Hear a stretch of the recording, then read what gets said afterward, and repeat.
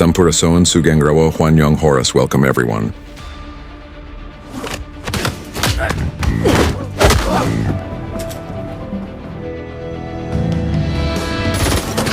WSKT TV.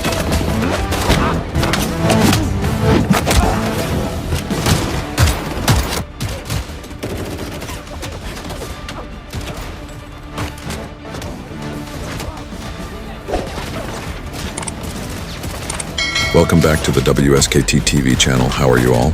I hope you're all in good health and blessed with abundant fortune and good health.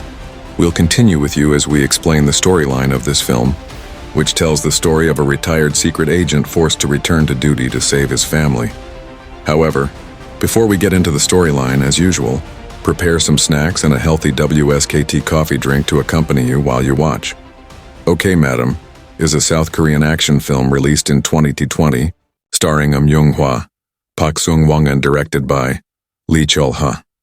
Let's review this film together. Titled Okay Madam, guys, watch it all the way to the end, don't skip it, so you'll be satisfied and fully satisfied. Let's watch it now. In 2009, in the heart of Ulaanbaatar, Mongolia, a freezing night lay under a gray sky when two North Korean secret agents, Ri Chol and Kim Soo, infiltrated an old hotel used for shady transactions. Their mission was simple but high stakes: seize the key to a stolen nuclear defense system that was about to be sold to traders on the international black market.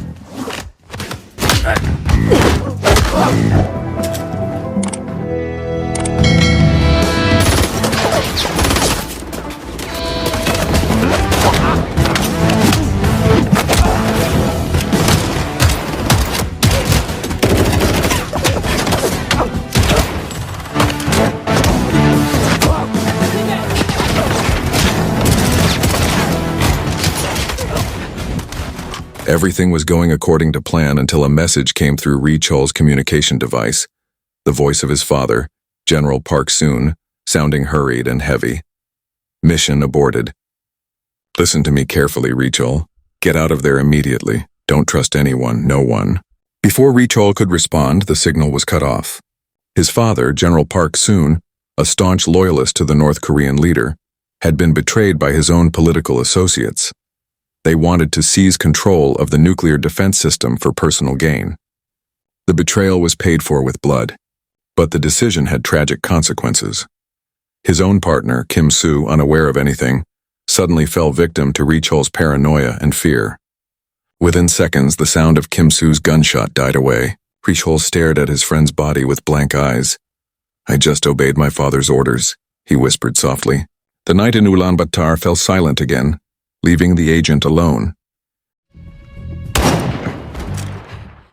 The story begins 11 years after the opening events at a traditional market in Incheon, South Korea. It's a busy morning, the hustle and bustle of vendors, the fragrant aroma of cooking oil. That's where we meet Susie, a simple woman selling Waskita cakes from her small stall. With enthusiasm, Susie prepares her wares.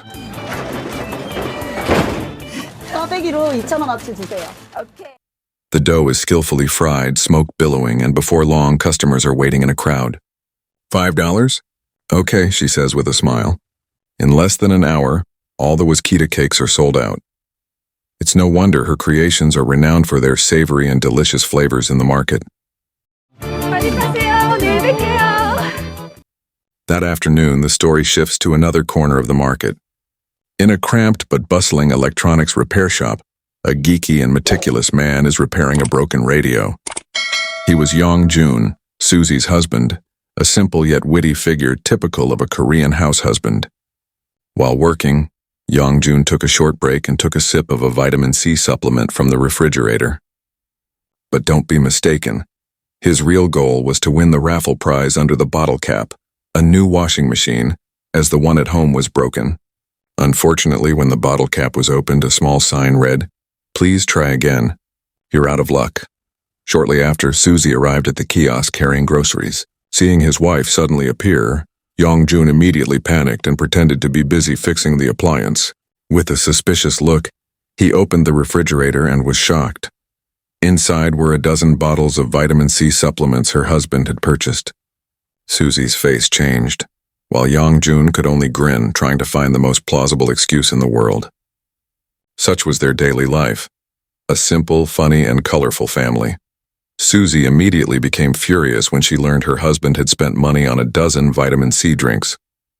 She reprimanded Young-jun in a loud voice, but he could only bow his head in resignation. Susie, initially furious, slowly softened.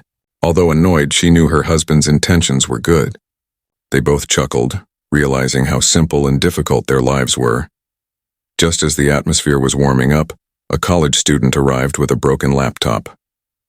Young-jun immediately greeted him and began repairing it, offering him a vitamin C drink. While waiting, Susie opened a bottle of the drink on the table.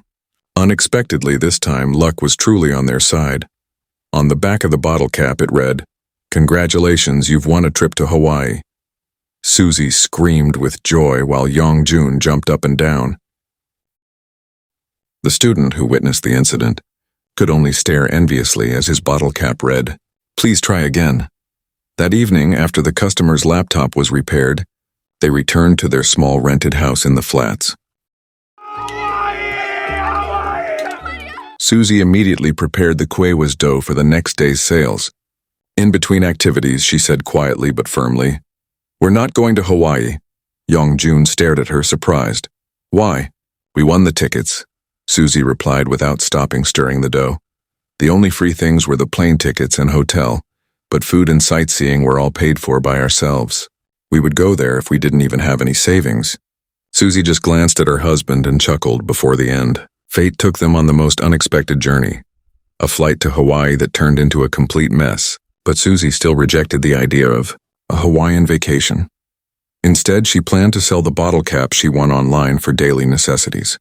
Not long afterward, their only child, Diana, came home from school. A few seconds later, a WhatsApp group notification rang. Susie read a message saying Diana had gotten into a fight at school.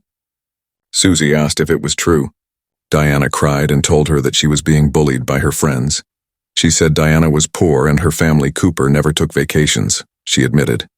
She had never been happy about going to ballet lessons. She only did it to please her mother. All she wanted was one simple thing: to take karate lessons. Those words left Susie and Young-jun speechless. They realized their shortcomings, even forgetting to listen to their child's feelings.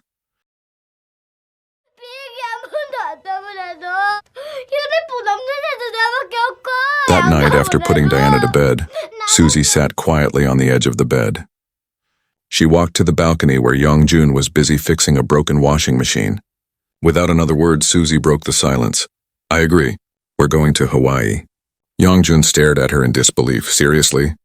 Susie was idling slowly. "Diana needed some happy time, and maybe we did too." Suddenly, Young-jun's face lit up with joy. He was so happy that he patted the old washing machine next to him, and miraculously it started working again.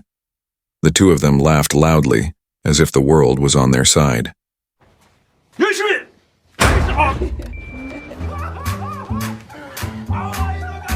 The next day, the small family was busy at the immigration office processing passports. 하나, 둘. 자, 여기 보고 웃자. 그렇지. 자, 안경 벗으시고요. But on the other side of Incheon, in a luxury apartment, a mysterious girl was exercising, sweat dripping down her cold, stern face. As soon as he finished, his cell phone rang. It was a call from an unknown number. He picked it up. There was a few seconds of silence, then his expression turned serious. "Okay," he said simply. "I'm going to Hawaii." Meanwhile, elsewhere, a mysterious man received a secret call from his commander. "Target found. Recall will be heading to Hawaii in the next 48 hours. The man hung up. He was Kim Soo, the North Korean secret agent who had been shot by his own colleague Ri Chol 11 years ago during a mission to seize nuclear weapons keys in Mongolia. The next morning, Susie still had time to sell waskita cakes at the market. He wanted to earn some pocket money for his vacation in Hawaii. With a bright smile, he said, "Pray for us to arrive safely in Hawaii." He was cheerful. The city bus took the small family to the airport. At the airport entrance, a black minibus was parked suspiciously. Inside, several men in black suits were holding a secret briefing. They were North Korean intelligence agents, led directly by his right-hand man, Kim Soo. Chan-wook led the briefing. The target, Richol. Chan-wook added, was to use Mandarin throughout the flight and not let our communications be intercepted. The minibus moved. The agents disembarked one by one and spread out in the departure terminal. On the other side, the mysterious girl, who had been seen exercising in a luxury apartment, was now walking briskly through the check-in area. She wore a mask and sunglasses. Without a word, she immediately boarded the plane. Shortly afterward, Kim Soo, with calm but cautious steps, also boarded the plane early, ahead of his men. As the plane was about to take off, Young-jun's family came running to the security checkpoint. "Flight to Hawaii. We're late," Young-jun shouted breathlessly. Fortunately, the friendly airport staff allowed them to board the flight. Because the plane wasn't particularly full, they even offered Susie and Diana 2 business-class seats. The small family was overjoyed. Young-jun kissed his wife's hand before leaving the cabin. In the business-class cabin, the chief flight attendant was making all the arrangements firmly but kindly, assisted by a young flight attendant named Hwan, the passengers. To the right, Susie and Diana sat side by side, amazed by the luxury of the cabin. In front of them, a pregnant mother-in-law and daughter-in-law were busy arranging their luggage. In the next row, a South Korean member of the House of Representatives named Mr. Jang and his assistant were reading documents, occasionally complaining about the airline's service. And in the front seat on the far right, a pale office man looked pale. He kept sipping water and taking sleeping pills because he was too afraid to fly. 가면 되냐? 예, 가시면 됩니다.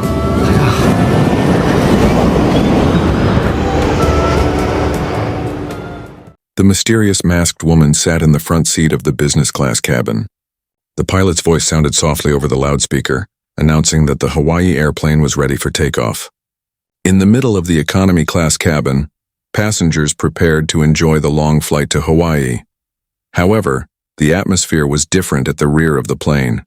Only Kim Soo, the North Korean secret agent, sat alone with a sharp gaze. 이거 주세요. 내린 거. 네, 준비해드렸습니다. Formulating UIA strategy through a small earpiece, ordering his men to immediately locate Richol, the traitor to the country.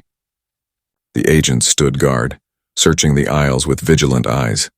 Meanwhile, in the business class cabin, a mysterious woman wearing a mask immediately stood up and hurried to the restroom, trying to hide before her identity was revealed. Still in business class, a young flight attendant named Yun graciously served the passengers. In the middle economy cabin, Hyun sat in an empty seat and met an old man named Sugeng, who was heading to Hawaii to see his grandson, who had brought a small teddy bear as a gift. 수다 좋죠. 저 듣는 거 좋아합니다, 어르신. 저 비행 시간도 긴데. Back in business class, Susie developed a stomach ache from eating too many spicy peanuts. She immediately headed for the restroom, but it was already occupied by Young-jun Ida, the mysterious masked man from earlier. Unable to resist, Susie jogged down the aisle in search of another restroom. In her hand, she still clutched the spicy peanuts she had intended to bring to her husband. Upon arriving in the middle economy cabin, she found Young-jun chatting amiably with Grandpa Sugeng. Susie greeted them with a smile, and Young-jun introduced her to the old man. Without further ado, Susie handed the spicy peanuts Young-jun had brought to her husband.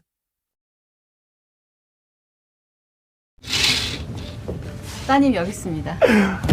While she hurriedly made her way to the restroom at the rear of the plane. After Susie delivered her final message to her husband, Young-jun immediately headed to the front business class cabin to take his place and keep an eye on Diana. They discussed her whereabouts. Richol, who had yet to be found among the passengers, came rushing to use the restroom. He paused in front of the agents. Moments later, Chan-wook reported to his commander that Richol was missing from the plane. He ordered his men to sabotage the flight. The agents began to move in unison, speaking Mandarin that couldn't easily be eavesdropped. Unbeknownst to them, flight attendant Hyun, who happened to be passing by, overheard the conversation.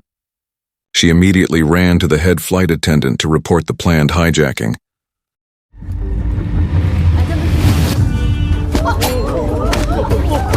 형님, 자리로 돌아가세요. 고개 숙이라. 손 들라. However, her report was not taken seriously. A few minutes later, the situation changed completely.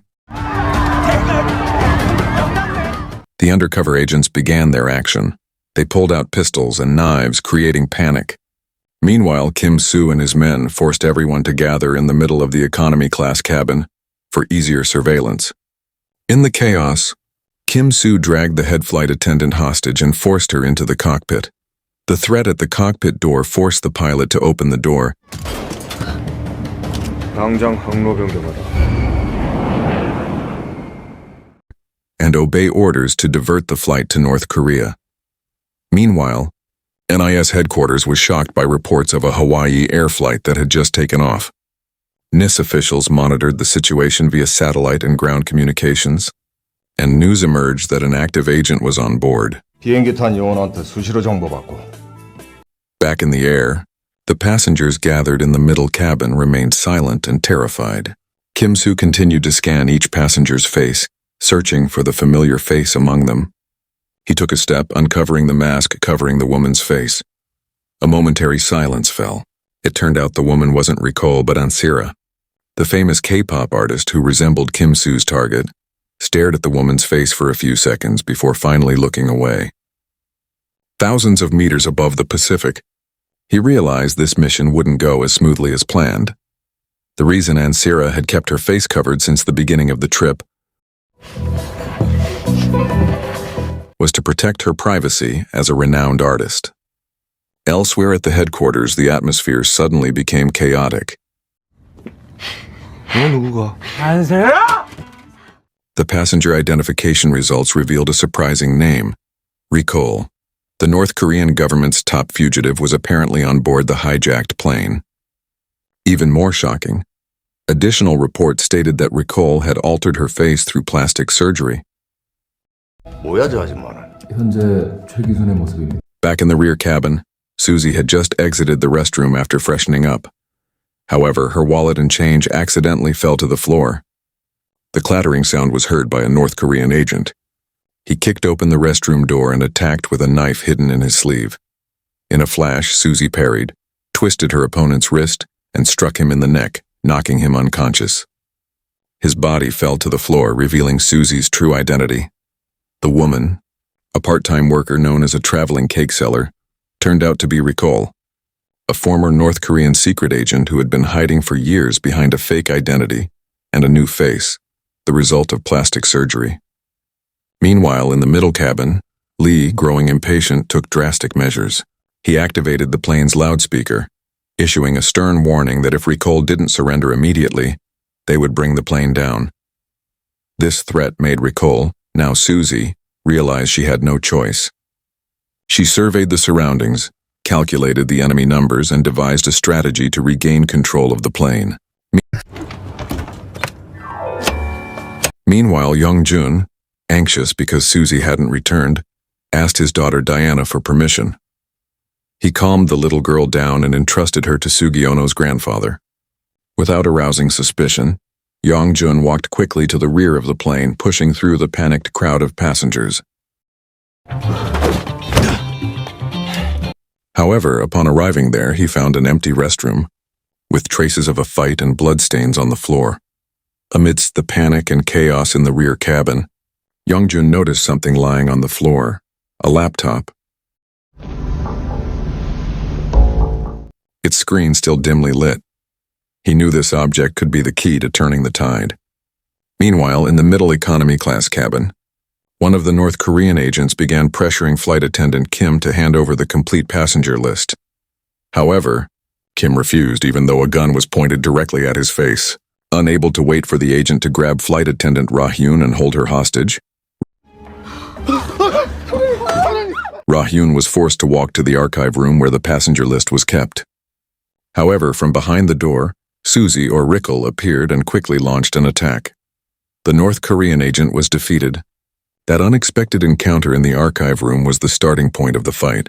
Susie immediately destroyed all passenger data to keep the civilians' identities safe from enemy hands. Meanwhile, Yongjun had successfully infiltrated the baggage compartment and made his way to the engine room. There he hacked into the plane's control system, which had been locked by the hijackers. Within seconds, the digital panel in front of him displayed full access to the flight system. It turned out that Yongjun was no ordinary passenger. He was a high-level hacker with incredible abilities. Someone capable of changing the course of the game with just one simple device. Back to Susie. She was now wearing a flight attendant uniform taken from the crew locker room.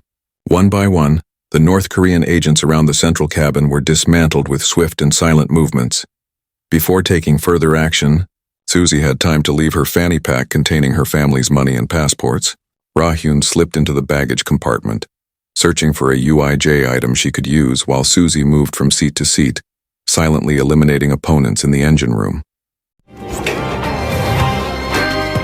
Now seemed focused on breaking through the plane's security system. Yongjun was no ordinary hacker, but a secret agent on an undercover mission.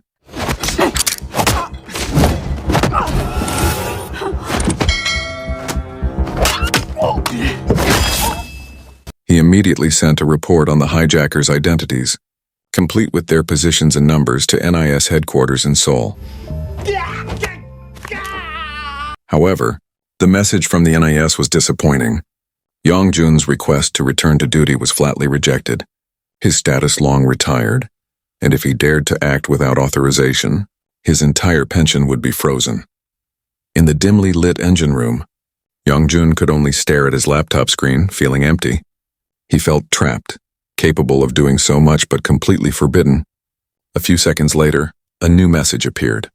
The NIS informed them that there was an active undercover agent on board. They ordered Yongjun to remain inactive and simply observe from afar. Yongjun took a deep breath. This time he had to suppress his old agent instincts and resign himself to watching the increasingly tense situation in the air. 용님, 저희 팀이 또 있습니다. In the middle of the economy class cabin, Susie moved swiftly. With her face mask hidden, she silently dispatched each North Korean agent.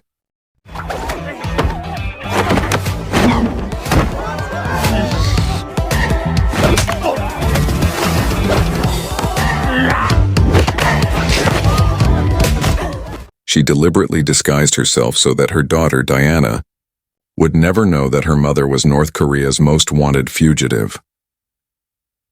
After successfully sanitizing the middle cabin, Susie made her way to business class. Amidst the chaos, the sound of her smartwatch rang out. It was a call from flight attendant Ra-hyun. He reported that assistance had been received from a retired NIS agent who had now secretly intervened. After relaying this news, Ra-hyun resumed his plan to search for useful equipment in the aircraft's overhead compartment. Meanwhile, in the engine room, Yongjun couldn't stand to be a mere spectator. Despite being forbidden by the NIS, he decided to take action on his own. Without weapons, using only his hacker skills, he managed to reroute the flight back to Hawaii, causing chaos throughout the cabin due to the instability of the aircraft. However, his boldness proved disastrous. The aircraft's security system detected his activity, and Kim Soo immediately realized the source of the disturbance. Without hesitation, the commander descended directly into the engine room.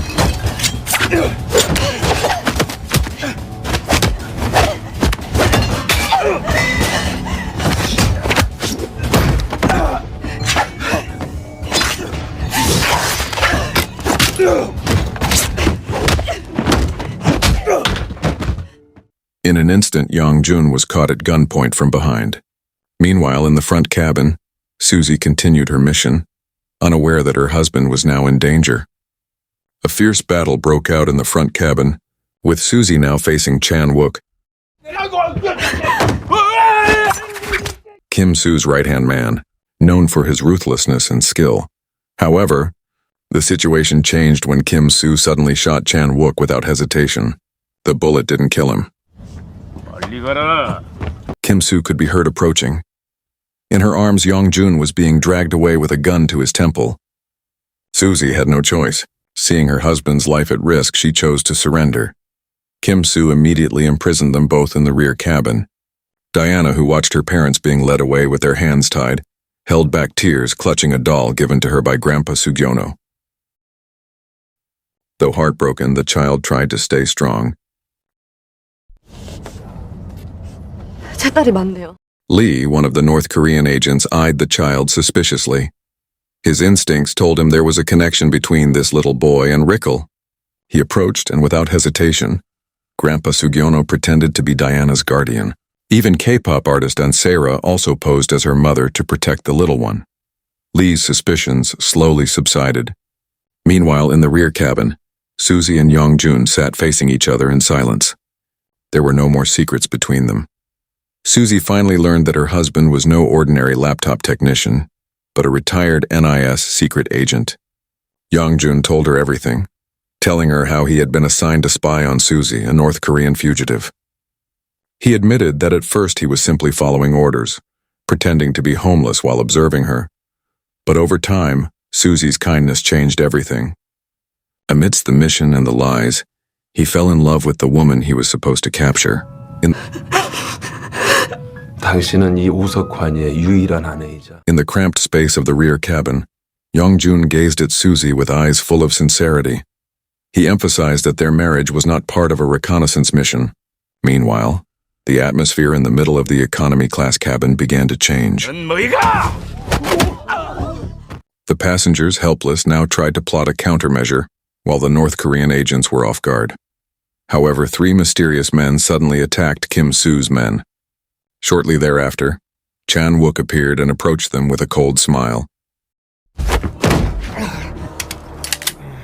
It was revealed that the 3 men were Chan-wook's own men, who had initially pretended to obey Kim Soo. Chan-wook and his group intended to betray their own commander for personal gain. They planned to seize the key to North Korea's nuclear warheads. Kim Soo, unable to resist, was eventually subdued and tied up. The once feared commander now lay prostrate, his face covered in blood. After successfully taking control of the situation, 항로 바꾸고 지금 당장 8,000피트로 낮추라. Chan-wook ordered the pilot to lower the plane to low altitude.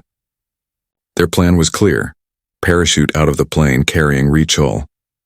In the back room, Yong-jun and Susie could only look at each other when they saw Kim Soo now held captive with them. Kim Soo, once a threat, is now the victim of betrayal. With a hoarse voice, Kim Soo reveals his suspicions. Chan-wook and his men plan to capture Ri-chol alive and sell him on the black market as a valuable intelligence asset. Ri-chol, or Susie, is targeted because of a major secret she holds. Her pupils are the key to activating North Korea's nuclear warhead, created by her father Park Soon. To safeguard this secret, Park Soon was willing to die 11 years ago at the hands of his power-hungry political rival. 내가 그 말을 어떻게 믿어? 너하고 나 사이에 그런 믿음도 없었단 말이야. After hearing Kim Soo's confession, Susie, Yong-jun, and Kim Soo finally unite. They resolve to regain control of the plane and save all passengers. From the overhead ventilation of the cabin, flight attendant Yoon appears carrying an electric shock weapon. She frees the 3 and then together formulates a plan. Yong-jun and Yoon will control the plane from the engine room, while Susie and Kim Soo face Chan-wook and his men. The battle is fierce, but their cooperation is successful. Chan-wook and his men are incapacitated, and the situation is back under control.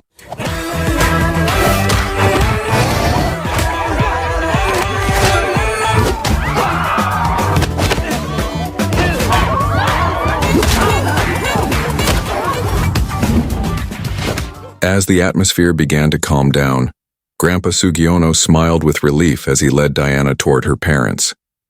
But suddenly a gunshot shattered the silence.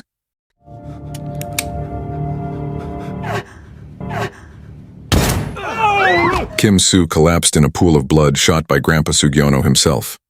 The seemingly friendly grandfather turned out to be an old enemy of Susie's family.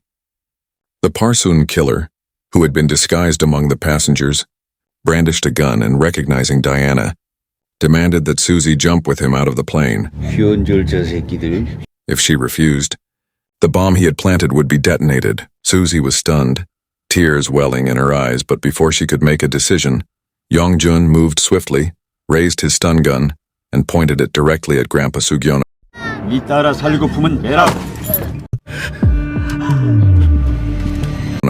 Ready to risk his life to protect his family. The stun gun in Yong-jun's hand suddenly jammed. In an instant, Grandpa Sugyono, overcome with rage, shot him. Susie was forced to comply, putting on her parachute for everyone's safety. However, before jumping, she managed to whisper a message to Diana to throw away the teddy bear Grandpa had given her on cue. As soon as the plane's emergency exit opened, 엄마가 사인하면 던져.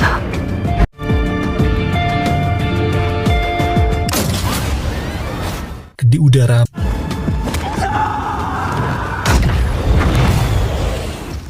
Diana threw the doll out and Susie pushed Grandpa Sugyono, who was thrown down with the doll, which turned out to be a bomb. A massive explosion occurred mid-air, ending the life of their family's longtime enemy. Susie immediately embraced Yong-jun, who had been shot.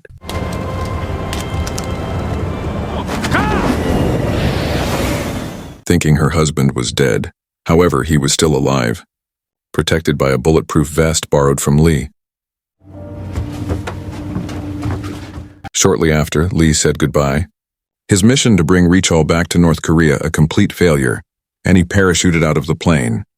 Meanwhile, in the cockpit, the pilot decided to continue the flight to Hawaii.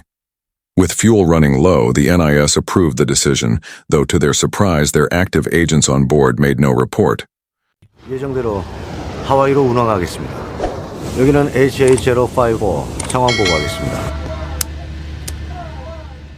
In the cabin, the passengers finally shackled the remaining hijackers. After a long, tense flight, the plane landed safely in Hawaii. Upon arrival, Yong-jun's family decided to take a vacation. On the beach, Yong-jun finally admitted that the bottle cap vacation gift was a ruse. He had used his 10 years of retirement savings to make a small surprise for his family. Susie was shocked and annoyed, but ultimately couldn't help but laugh. At the airport, one passenger was still left behind. The office man who had gotten airsick at the beginning of the story. She had just woken up, and it was revealed. She was an activist agent named Gus Wong who had completely failed his assignment due to being high from sleeping pills. Several months later, Susie returned to selling cakes at the market. However, her peace was short-lived when a group of people arrived bearing gifts for a new vacation to Lombok. Susie could only stare at the sky with a sigh. Maybe this was her husband again. The little family's adventure wasn't over yet. But the film did end. I apologize if any of my words were offensive. See you in the next film review. Don't forget to like, comment, and subscribe. Thank you. See you later. Adios, amigos.